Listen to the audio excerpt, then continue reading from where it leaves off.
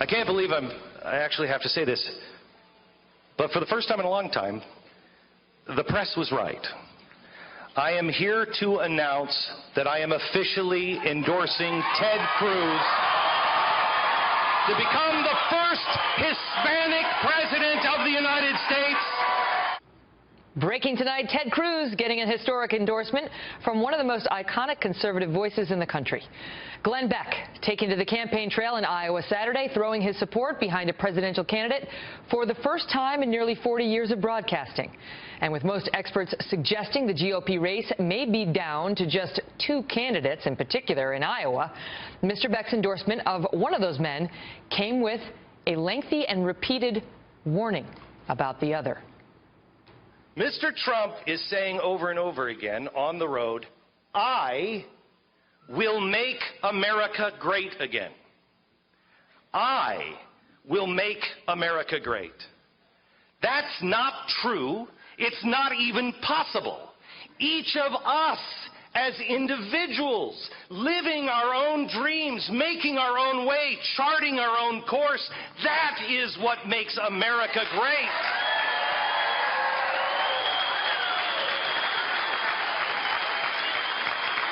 Anything else is faith in self, and it is empty. It's the human ego, and it is arrogant, and it is dangerous. Glenn Beck is the founder of The Blaze and a #1 New York Times bestselling author of The Immortal Nicholas. Glenn, it's great to see you. So why now, after 40 years, did you feel compelled to come out and endorse a candidate? A couple of reasons, Megan. I've never endorsed anybody for any office at all, mainly because half my career nobody cared.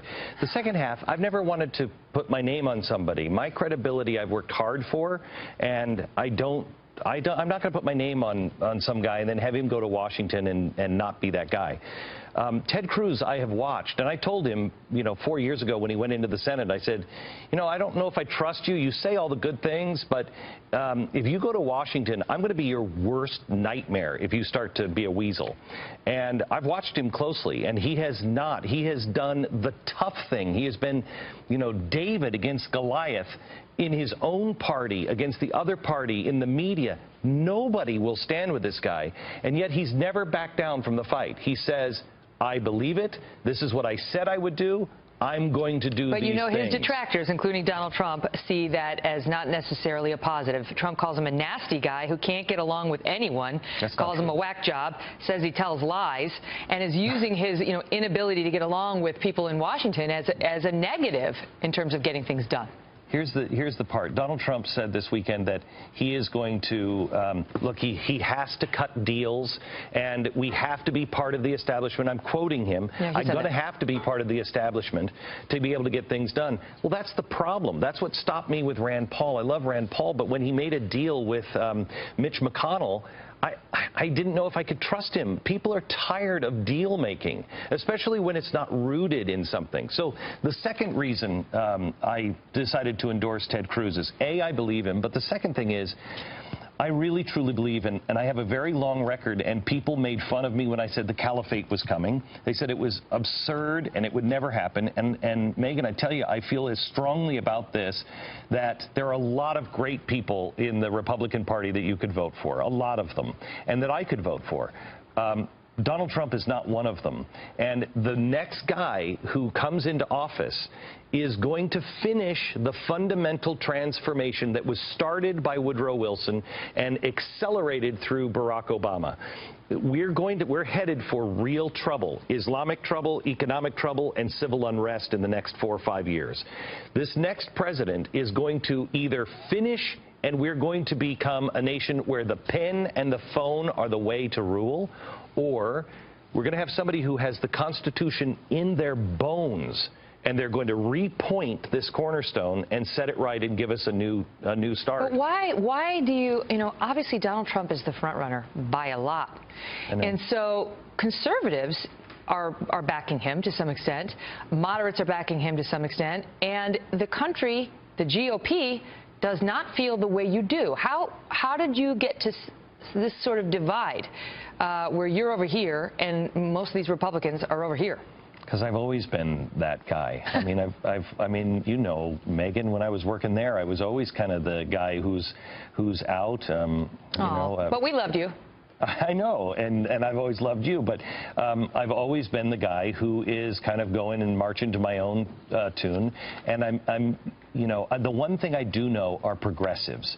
If there's anything I know, it's a progressive, and this is a very dangerous thing. And I warned when I was on Fox. I did several episodes on the fact, and this is why I've only spoken at CPAC one time, and they never invited me back, because I said the progressive cancer started from the Republicans, and it is in your own party.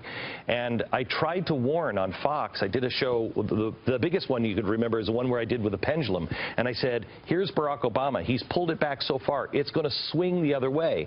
And unless you root yourself in the Constitution, when that swings back, you're going to have another guy with a pen and with a phone, and he's going to do bad things. Why would you believe that about Trump? I mean, what he says is, I am a deal maker, I'm an executive, I'm worth several $1 billion, and I have a history of proving I can get things done that I win, as he puts it. But that's not, I mean, that's great for a CEO, but that's not the job of a president. The president first of all, does not create jobs. He doesn't jam things down your throat. The president is not supposed to rule by dictate or edict or executive power. He is supposed to make sure that the government acts and behaves the way it's supposed to. When he raises his hand, I will protect and defend the Constitution of the United States. When we head into trouble, and trouble is coming, you want a guy who says, look, I mean, let me say this. We have Lindsey Graham on record saying, I don't have a problem with the NSA spying because, you know what, we're at war. We have, I think it was John McCain who said, you know, I love freedom of speech, but, you know, there's times that has to be curbed.